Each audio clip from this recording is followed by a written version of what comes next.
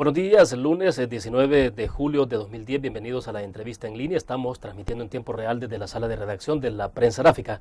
Les recuerdo que tienen tres formas de participar en la entrevista: a través del chat, también seguirnos a través del Facebook o el correo electrónico que aparecerá en pantalla.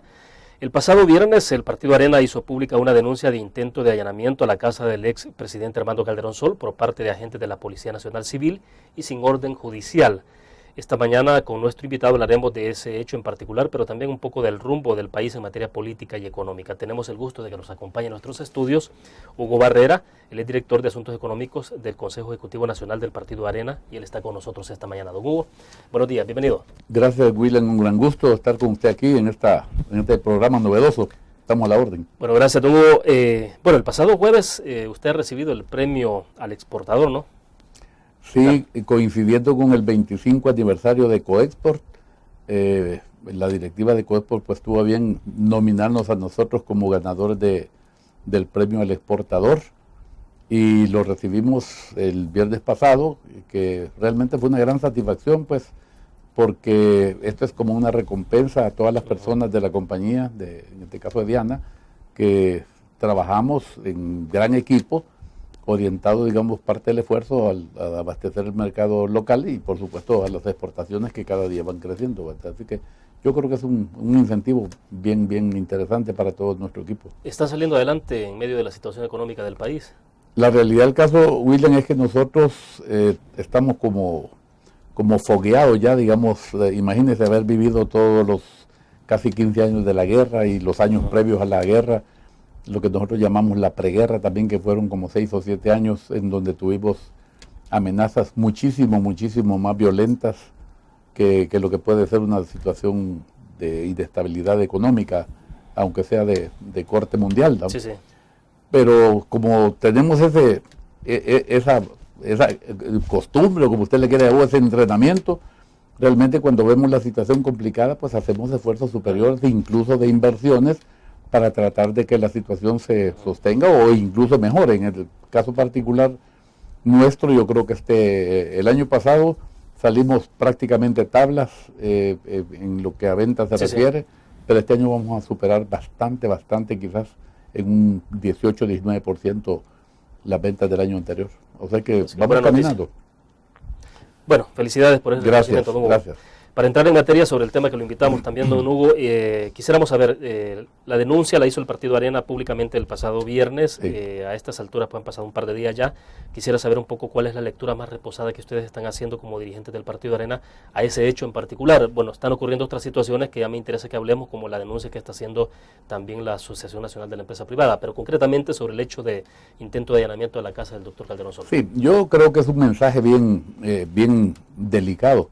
Yo diría que incluso peligroso, sobre todo porque esto, además de la molestia que le puede causar a la persona en lo particular, el mensaje público de estas cosas también genera una cierta inseguridad e inestabilidad y desconfianza en los sectores productivos, no solamente nacionales, sino que externos, que podían en algún momento estar considerando la posibilidad de invertir en el país. Esto sumado, digamos, a declaraciones de algunos personeros del FMLN, también generan situaciones que no contribuyen en nada a resolver esta problemática. Tenemos una crisis económica internacional, una nacional, los residuos, digamos, de la guerra que todavía no se terminan, el cambio de gobierno, la falta de confianza que se generó por el hecho de que el FMLN hubiera ganado las elecciones, el nivel, digamos, de incapacidad que se percibe, digamos, en el gobierno mismo, y sumado a este tipo de acciones que son politiqueras, digamos, pero que afectan a la gente que no tiene mucho conocimiento de fondo, todo eso en suma va perjudicando las posibilidades de solución de los problemas más graves que tiene la población. Ahora, concretamente a ustedes lo que les preocupa es la posibilidad de que se haya intentado hacer un allanamiento sin orden judicial. Sí, eso es grave porque eso es un rompimiento del esquema constitucional. Digamos, cuando llega un grupo bastante numeroso, cerca de 20 agentes de la policía, en varios vehículos de la policía, por segunda ocasión, porque en la semana anterior habían estado en menor proporción numérica, también haciendo un intento, Esto preocupa porque por un lado se está rompiendo el esquema constitucional, por otro lado está generando situaciones de inseguridad para la gente. Si supongamos que en algún momento por parte de la persona, en este caso el expresidente de la República, el doctor Calderón Sol, hubiera habido algún incumplimiento de la ley, nosotros creemos que en el tema particularmente de la tenencia de armas, sí. Si estuviera vencido los permisos, por ejemplo, esa es una cosa que la tienen que resolver y que en la ley tienen que estar tipificados la forma en cómo se resuelve, pero en ningún momento en la ley se expresa que pueden ir a allanar la vivienda de nadie y mucho menos sin una orden judicial. Claro. Ha habido un comunicado el día de ayer del Ejecutivo, don Hugo, donde han dicho que han calificado el hecho como un hecho fortuito. Sí, hablan allí de ridículo. Es ridículo. Necesito hacer una pausa en este momento. Sí. Cuando regresemos quiero reflexionar sobre este punto porque usted dice que ya hubo un intento la semana anterior a esa. Así, bueno, perfecto. Vamos a la pausa, volvemos.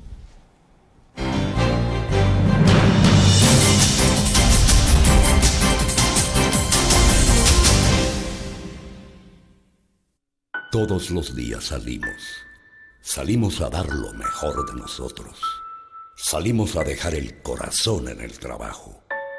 Cuando hay adversidad, salimos. Cuando no sale el sol, salimos. Así somos los salvadoreños, ponemos el alma en todo lo que hacemos y esta vez también saldremos, porque saliendo a trabajar es que se sale adelante.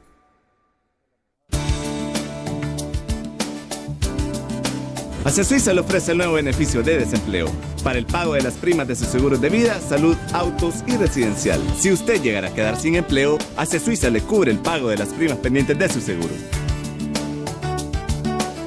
Porque soy previsor, tengo toda la protección y respaldo cuando más lo necesito. Acesuiza asegura su tranquilidad.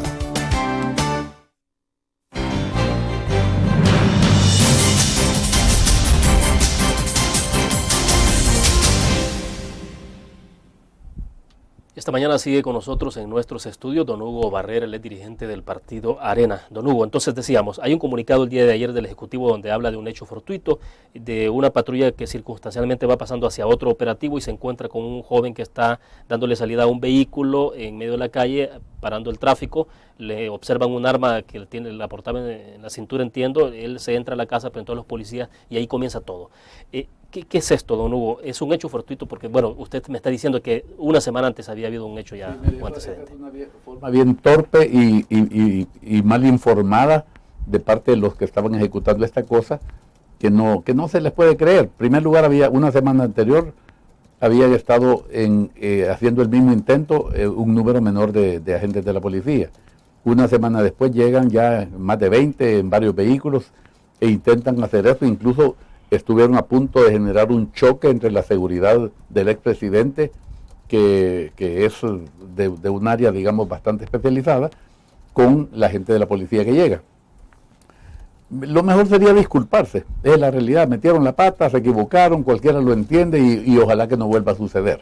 Pero eso es verlo así con un poco de ingenuidad, diría yo, ¿no? O puede ser que ocurran entonces situaciones en donde escapa del control. Bueno, por eso, una cosa es que escape del control y otra cosa es que no se tenga control sobre las cosas que están sucediendo en áreas que son responsabilidad directa de la Presidencia de la República, porque de acuerdo a nuestras leyes, la policía es una dependencia directa de la Presidencia de la República, que la canaliza a través del Ministro de Seguridad Pública, ¿no?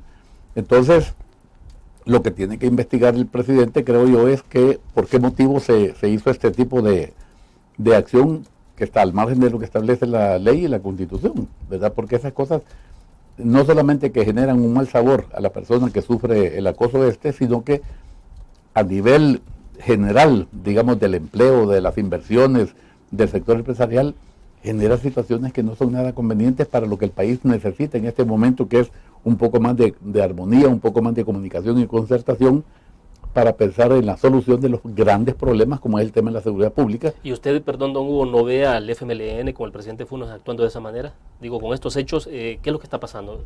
Mire, a mí me suena o me huele a una situación bastante extraña. Por un lado, digamos, hay cosas que están pasando en donde se habla mucho del organismo de inteligencia del Estado. Esta es una dependencia que por ley, valga la redundancia, depende directamente del señor presidente de la República y eso es indelegable. Es más, hasta existe un juramento del director de la OIE de su lealtad que tiene que tener hacia el presidente de la República. Si hay otra instancia, en este caso un partido político que está manipulando, porque el mismo Medardo González salió hace poco diciendo que ellos eran los que estaban dirigiendo el organismo de inteligencia del Estado. Eso es completamente inconstitucional e ilegal. Pero si así fuera, digamos, el presidente tiene que resolver esta situación para que eso no continúe sucediendo en beneficio de todos. Yo le insisto que aquí de lo que se trata es de hacer el más grande de los esfuerzos para ver cómo entre las dos fuerzas políticas, o sea, el mismo frente, Arena y la presidencia, se puede llegar a arreglos que permitan meterle el diente seriamente a los grandes problemas que tiene El Salvador en relación a seguridad pública, educación, salud, etcétera. ¿Usted ve sectores que no están interesados en eso? Por estas acciones daría la impresión de que no, que se está buscando objetivos completamente contrarios a esa concertación que es necesaria. En su momento ustedes hablaron de un estado policial contra la oposición, es un calificativo bastante fuerte, pero bueno, ¿hacia eso apunta esto? Esa es una posibilidad, y la otra posibilidad que se puede llamar terrorismo de Estado también, porque lo que se está generando, digamos, es una situación de incertidumbre hacia muchos sectores que si usted ve que si tratan o intentan allanar la casa de un expresidente de la República, que puede esperar el resto de la ciudadanía, ¿verdad? La cosa es bien delicada. Bueno, vamos en este momento a otra pequeña pausa. Cuando regresemos vamos a leer algunos comentarios que nos han enviado a través del Facebook. Ya volvemos.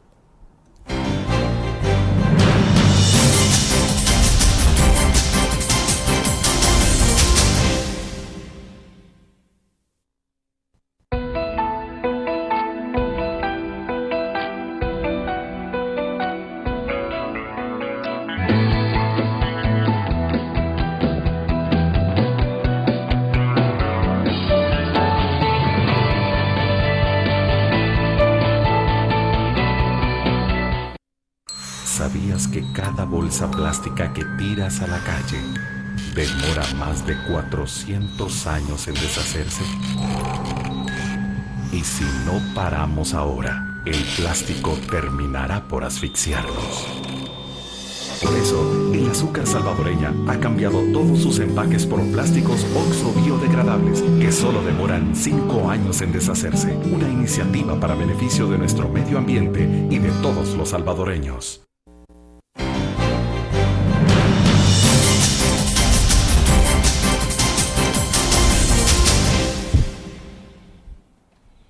Bueno, Hugo, el pasado viernes, cuando confirmamos que usted estaría con nosotros, hicimos una pregunta en Facebook. Por ejemplo, decíamos, la PNC intentó allanar sin orden judicial la vivienda del expresidente Armando Calderón Sol tras argumentar supuesta existencia de armas con permisos vencidos. Arena advirtió de un estado policial y entonces dijimos a la población, a quienes participan, qué opinaban de este hecho. Mauricio Rodríguez dice, bueno, para mi manera de ver, este es un hecho que tiene relevancia porque pasó con un exfuncionario, pero con un ciudadano común y corriente se violan sus derechos a diario por la PNC. Ojalá que no nos vayan a hacer lo que hacen en Venezuela y ya no se diga en Cuba. Yo creo que se debe tener algún fondo político como, vamos a ver, ¿qué más dice? Como queriendo ganar protagonismo, como quien dice, estamos haciendo las cosas bien sin distinción de personajes y de esa manera hacernos creer que tienen los crímenes que se cometen a diario bajo el control y ojalá y no equivoquen el camino por el bien de los que vivimos en El Salvador, porque somos los que realmente vivimos el día a día en nuestra bella patria. Hablar sin vivirlo es como estar ciego. Daniel Osvaldo Cifuentes dice, me parece que hay que ser razonables, ya el gobierno dio una explicación que para mí es clara y apegada a la realidad.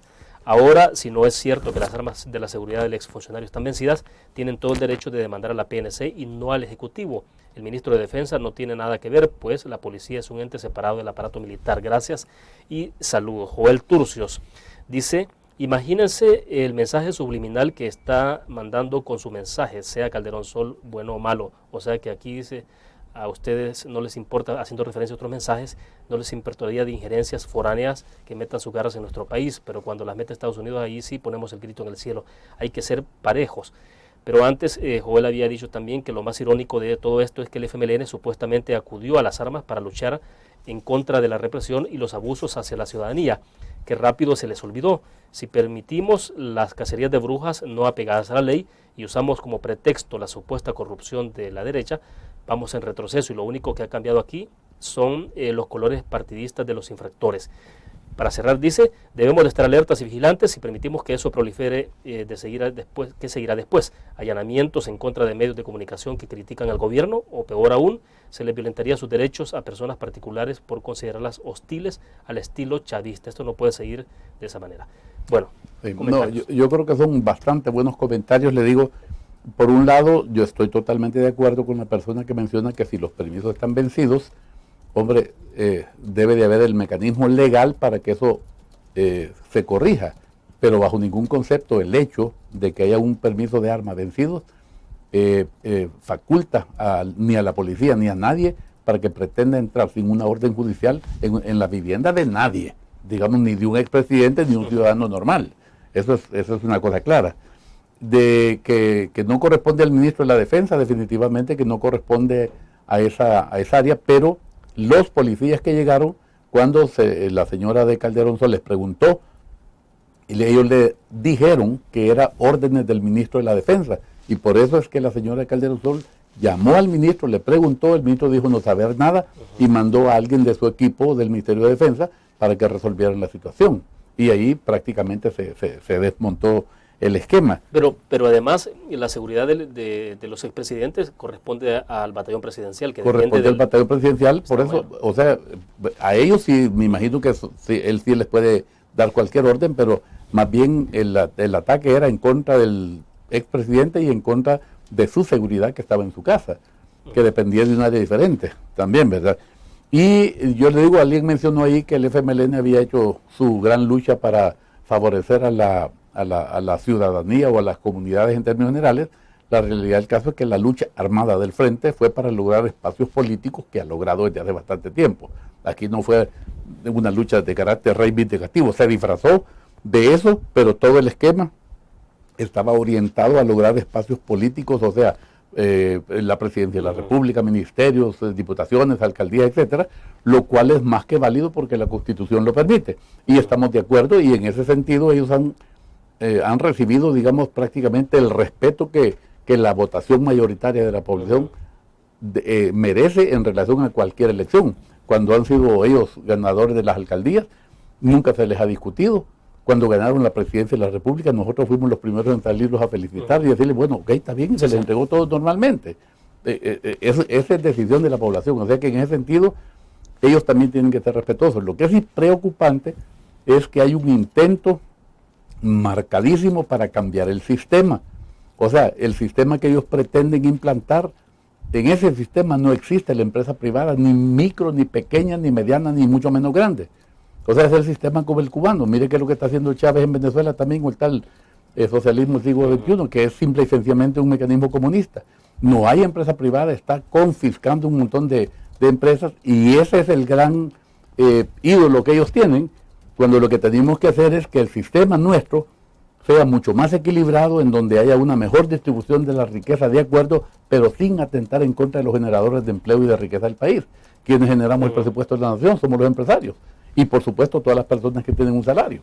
Ahora, don Hugo, se ha especulado mucho, han habido comentarios en Off the Record, quisiera saber, se hablaba incluso de la posible presencia de venezolanos o cubanos en el país, en medio de todo esto. Mire, eso no es nuevo, William, eso es viejo, eso desde hace bastante tiempo que hay aquí presencia de gente de Cuba, incluso durante los periodos en donde nosotros tuvimos el gobierno, que fueron 4 gobiernos al hilo, tenemos conocimiento, sabemos e incluso hemos platicado con gente que viene de otros países para dar algún tipo de asesoría al frente.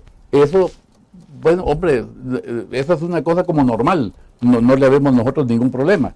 El asunto es cuando ya se trata de hacerlo en una forma que interfiere con la ley y con la Constitución de El Salvador, en donde personajes que nada tendrían que ver en estas cosas están tomando un protagonismo que no les corresponde y que además es ilegal. Bueno, cuando regresemos quisiera saber qué tipo de implicaciones ve usted en esto, sobre todo en el tema de la economía del país, porque hoy justamente la ANEP también ha emitido un comunicado donde hay preocupación. Debo entender que darán conferencia de prensa este día. Vamos a la pausa, regresamos.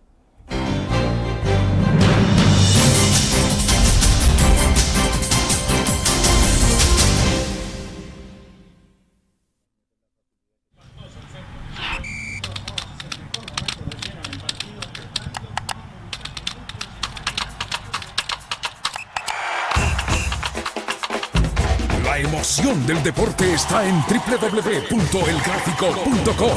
Ingresa al nuevo escenario deportivo y descubrí toda la pasión del deporte. Fotos, videos, fichas y resultados de las mejores ligas del mundo. Elgráfico.com. Conectados por deporte. Blur. La revista más innovadora y moderna de todos los tiempos. Única en su estilo, creativa. Un espacio exclusivo y reservado de entretenimiento y diversión, llevada al máximo. Blur. Time Out, Movie, lo mejor de la cartelera. Art. Shopping, la guía de la moda. Go, viajes cortos fuera de la ciudad. Blur.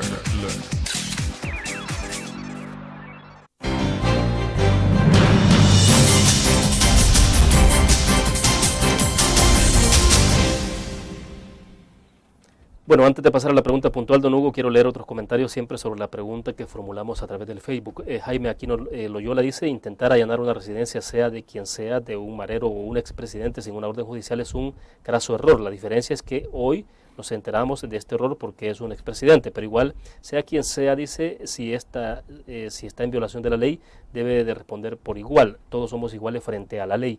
Jenny Cornejo dice: en este país no se aplica de forma pareja la ley. Luego, Selvin Fermán dice: es un mal procedimiento policial a todas luces que pretende amedrentar a ciertos sectores. Bueno, me quedo con esos comentarios, don Hugo, y a la pregunta puntual es, la empresa privada, la Asociación Nacional de la Empresa Privada, ANEP, ha emitido este día un comunicado. Entiendo que hoy darán conferencia de prensa para ampliar, porque han denunciado acoso por parte del Ejecutivo. Dicen ellos que además de correos anónimos que andan circulando contra empresarios muy reconocidos del país que son miembros de ANEP, también ha habido allanamientos a empresas en los 15 días atrás. De allanamientos de otro tipo no tengo yo conocimiento, pero sí de documentos y no solamente correos electrónicos o estas otras modalidades electrónicas, sino que documentos completos, enteros, que se han hecho circular no solamente a autoridades, sino que a todo el cuerpo diplomático, a ministerios, a empresas, a gremiales, etcétera, en donde se menciona y acusa a personas que nada tenemos que ver, porque a mí me han involucrado en ese asunto también. ¿Su nombre aparece en una de esas? Sí, aparece en ese documento y aparecen, no sé, 40, 50 nombres diferentes, personas, gente mayor, gente empresaria, gente joven, estudiantes y un montón de gente que aparece mencionada ahí simple y sencillamente de una manera bien maliciosa, porque nosotros decimos lo siguiente: si ellos tienen alguna información concreta, ya que mencionan que es el organismo de inteligencia del Estado el que ha estado en esta cosa, ¿por qué no la presentan en la fiscalía? Y si hay algo, pues que nos metan presos, y nosotros estamos dispuestos a ir, ¿verdad? No estamos saliendo huyendo, ni mucho menos, pero si hay alguna cosa, vamos a hacerle frente a la situación. Y si no hay, que se dejen de tonteras y que vean cómo dirigen esto de tal manera que permita que logremos un segundo gran acuerdo de paz política y paz social para buscar un desarrollo más acelerado aquí en El Salvador, pero entre todos, pues, ¿verdad? Fortaleciendo, mejorando o equilibrando el sistema hasta donde sea necesario. Ahora, lo que no entiendo es quién puede resultar beneficiado de una situación de incertidumbre a nivel político, por ejemplo, con este tipo de hechos. Lo que pasa es correos electrónicos, sí, anónimos, intentos de allanamiento sin orden judicial. O sea, ¿a quién le puede interesar que el país no avance? Al frente. ¿Por qué? Porque es que lo que mucha gente no comprende es que uno dice en términos normales, pero no puede ser que se estén oponiendo si con esto lo que van es a romper la economía y va a haber más desempleo. Si es que ese es el caldo de cultivo que ellos buscan. O sea, ¿qué fue lo que hicieron durante la época de la guerra? O sea, primero que nada, romper la economía para que el país quebrara prácticamente, que se generara desempleo y cualquier situación anómala, porque ese es el caldo de cultivo que a ellos les permite la toma del poder, como sucedió en Cuba o como está sucediendo en Venezuela. Entonces, ellos no tienen el más mínimo interés en que la empresa privada se desarrolle, al contrario, ellos quieren es aniquilarla por completo. Si eso lo lograran, entonces las posibilidades de la toma del poder permanente, como en el caso de Cuba, que tiene más de 50 años, sería más fácil para ellos. Nosotros somos un gran estorbo, los empresarios privados. Bueno, pero entonces no hay, ¿qué pasa con las supuestas diferencias o distancias que hay entre Mauricio Funes y el FMLN? No sé, yo ahí no le puedo opinar nada porque para mí hasta ahorita no hay nada claro, ¿verdad? Yo sigo pensando de que si el gabinete del señor presidente Funes es 2/3 partes gente dura del frente, como en gobernación, en trabajo, en salud, en Hacienda, en economía, etcétera, en todo lo que usted se puede imaginar. Hombre, la realidad del caso es que están compartiendo un mecanismo que no puede ser que lo compartan aisladamente, que yo trabajo de un modo y ustedes trabajan del otro, ¿verdad? Ese es un gobierno, todos los ministros son secretarios del señor presidente, o sea, son sus asistentes principales. Y si alguno de ellos está haciendo las cosas, ¿cómo lo puede interpretar usted que un ministro haga cosas sin la autorización de su jefe? Pues es como que le esté tocando la cara al presidente de la República, faltándole al respeto, incumpliendo la ley y todo lo demás. Y entonces, ¿por qué se permite? ¿Por qué se tolera? ¿Por qué se alcahuetea o lo que usted quiera? La semana pasada, don Hugo, tuvimos acá en nuestros estudios a Edwin Zamora, que es el presidente Camtex de la Cámara de la Industria Textil del país.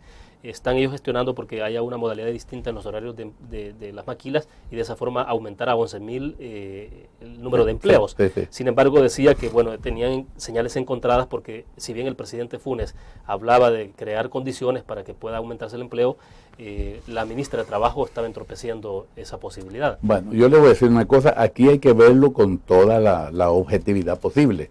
Yo creo que Edwin tiene razón en que eso sería un mecanismo que produciría el incremento del 100% de empleados en algunas empresas, en otras el 50%, en otras el 33%.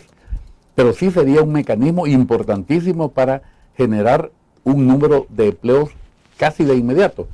Pero aquí hay un pequeño problema, y es una cosa de carácter legal. Esto ameritaría que se hiciera una reforma en el Código de Trabajo, para que lo que está establecido como horarios cambiara en aras de lograr ese propósito de generar empleo. Y le voy a explicar cómo. Nosotros estamos aquí acostumbrados, digamos, a que la hora laboral, además de que es 8 horas, Sí. en total en la semana son 44 horas. Claro. Y aquí Edwin, y yo estoy totalmente de acuerdo con él, Edu, porque creo que sería una buena medida para todos, para la familia, para la generación de empleo y para el país. ¿Qué es lo que se buscaría? Que en 4 días, digamos lunes, martes, miércoles y jueves, la persona trabaje sus 44 horas. Eso obligaría, lógicamente, usted tiene que tener otro equipo de gente igual para hacer las otras 44 horas en el resto de días, que sería el viernes, sábado, domingo y la parte lunes que corresponda. Y si usted tiene turnos en la noche, eso obligaría todavía a contratación de más personal. Entonces, pero esto implica un cambio en la legislación, porque las 44 horas, que sería el mismo número de horas que trabajaría la persona, las haría, digamos, de una sola vez, en el entendido, además que hay que cambiar, de que las horas extras, que esta creo que no lo han mencionado mucho, se empezarían a generar a partir de la hora 44 y no a partir de la hora 8 de cada día. Porque el problema que hay es eso, usted tiene horas extras a partir de la octava hora. Sí, de acuerdo.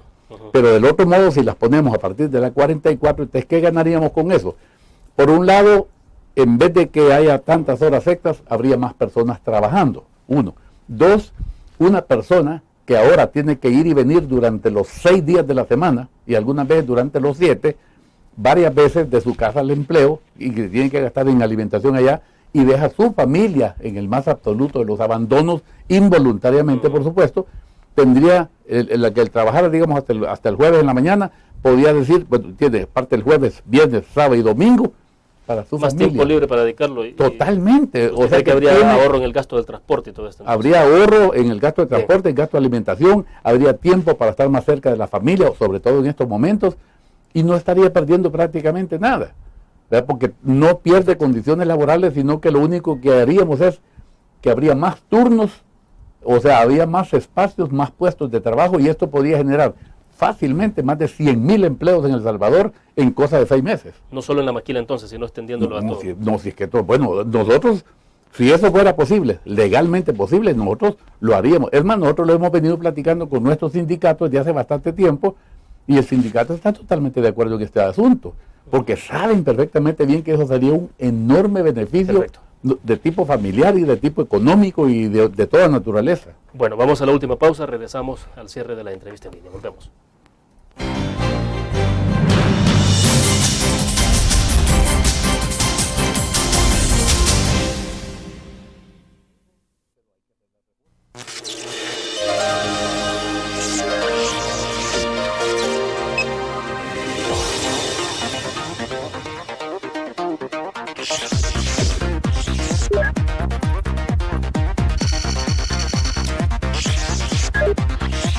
estimulamos tus sentidos para que leas, veas, escuches e interactúes con la verdad.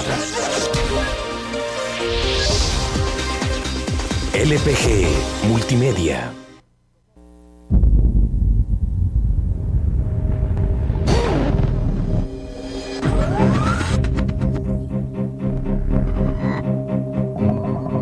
El inicio de una estrategia financiera desde los negocios y la actividad económica hacia toda Centroamérica. El Economista Regional, una revista especializada donde encuentras el panorama empresarial y los principales movimientos financieros. El Economista, el modelo regional de información económica.